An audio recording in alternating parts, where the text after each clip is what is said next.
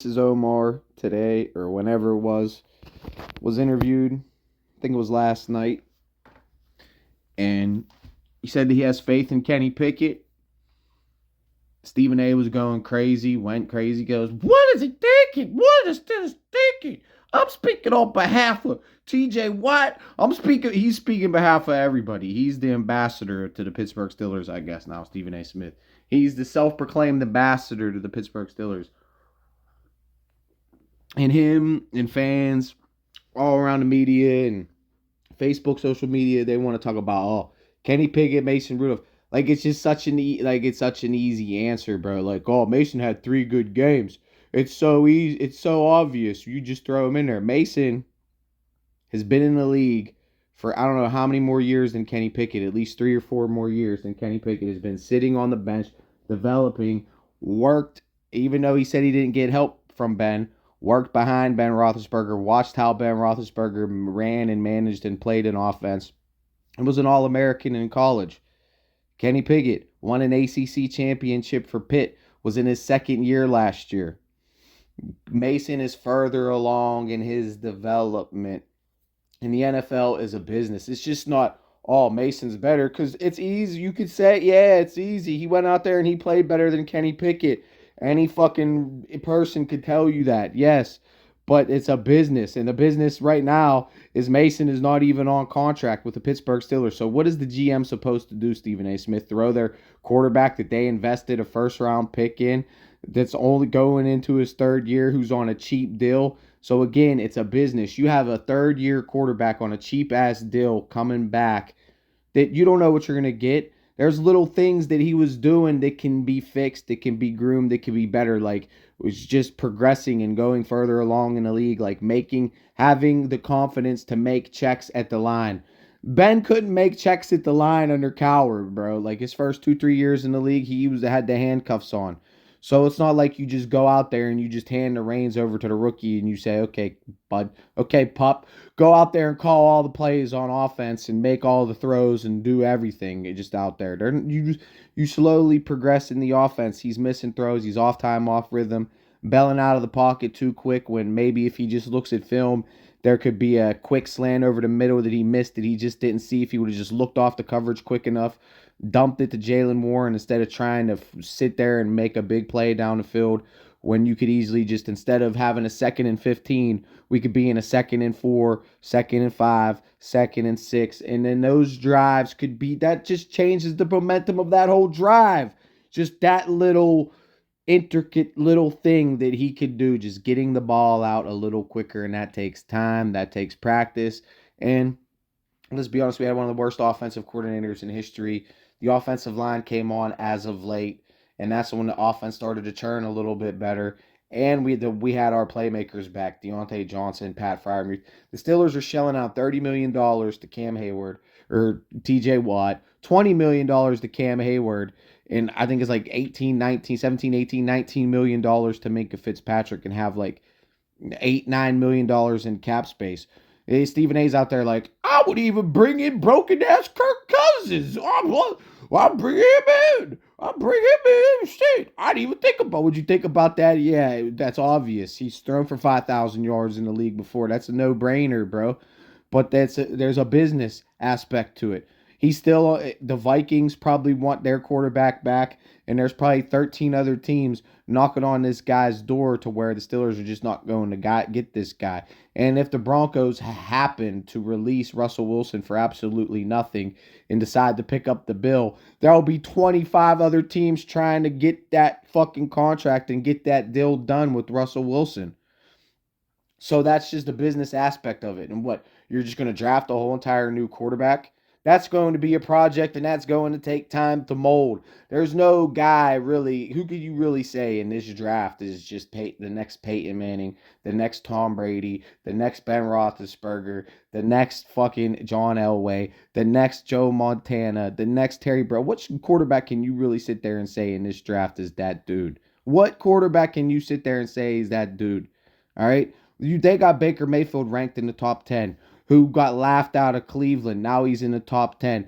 Geno's or top 20. Geno Smith is a guy that was a journeyman his whole entire career, got laughed out of New York, went from team to team to team to team, and found a home in Seattle and got a big deal. And now he's considered to be one of the best quarterbacks in the league.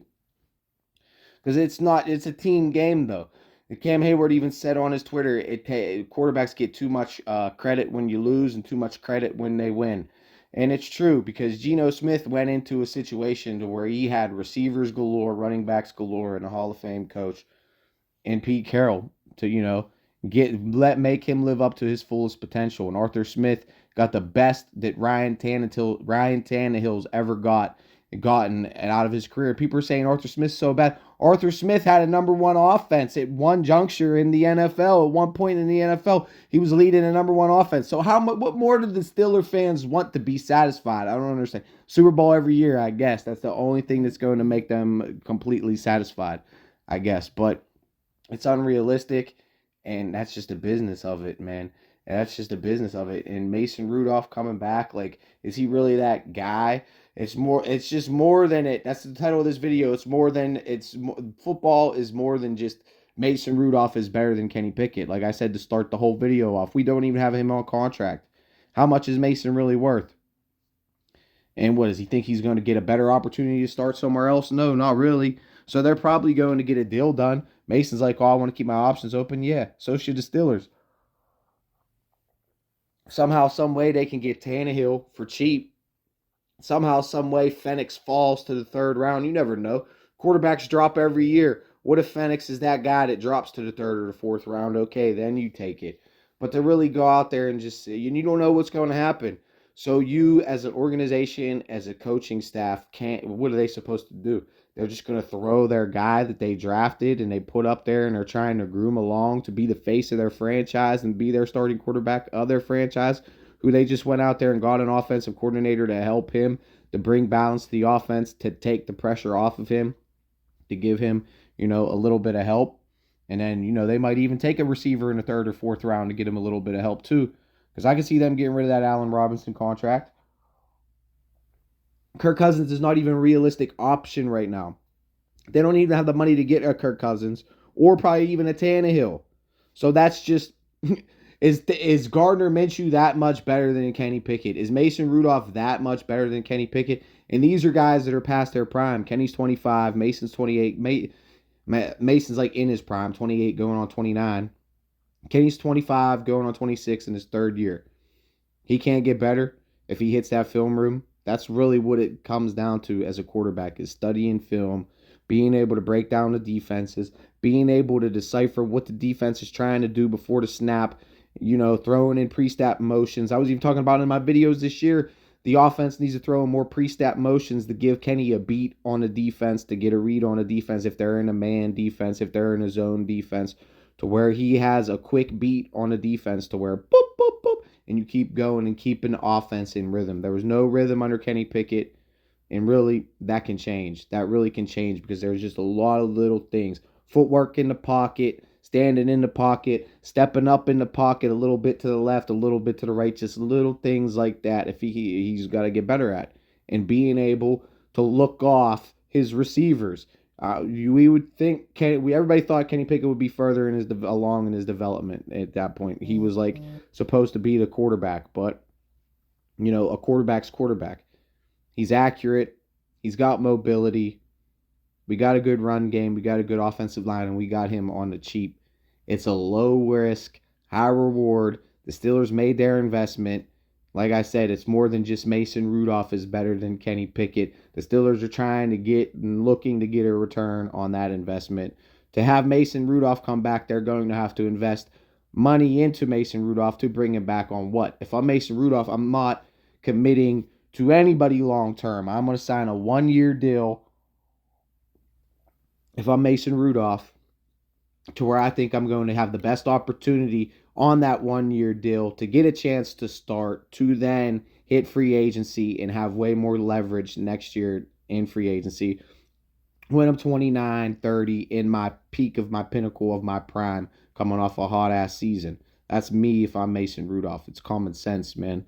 And it's common sense Stephen A. hairline not to throw that investment under the bus, especially when even if Russell Wilson gets released, like I said, it's going to take you're going to be competing with 15 other teams. Kirk Cousins, you're competing with 15 other teams, and they don't even have the salary cap to do it. And the Steeler fans, they'll come at me next, and they'll say, "Oh, well, they restructure cap. Yeah, they could do that. They could restructure the cap and do all that bullshit, make cuts, but they still got to do all that shit and still get a deal done with Kirk Cousins. All right, and Ryan Tannehill, we don't really have the money for him. He'd be what, at least 15, I think, 10, even 10. We don't have that. So Mason, Joe Flacco was making like 5. So I think Mason comes back on a $5 million deal. Why not? If I'm him. And then give him incentive. Like if you hit this number, we'll give you 10 or some shit. 15. Something like that. Get Mason back. And that's really going to be the quarterback room. It ain't going to be nothing flashy. Steelers do what they do. Brett Favre, it took years. Years in Atlanta. Then he went to Green Bay. Then he became a starter.